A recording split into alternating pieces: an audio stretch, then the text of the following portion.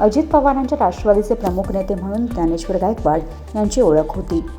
पक्षाने जिल्हा नियोजन समितीवर त्यांना पाठवून सन्मान देण्याचा प्रयत्न केला होता, परंतु विधानसभेच्या निवडणुकीनंतर ते नाराज असल्याची चर्चा होती. ती चर्चा अखेर खरी ठरली असून जिल्हा परिषदेच्या निवडणुकीची तारीख जाहीर होताच गायकवाड यांनी शिंदेंच्या शिवसेनेत पक्षप्रवेश केला आणि आमदार महेंद्र थोरवे यांनी सावरोली जिल्हा परिषद गटातून उमेदवारी जाहीर केली. यावेळी गायकवाड यांच्या समर्थकांकडून जल्लोष करण्यात आला.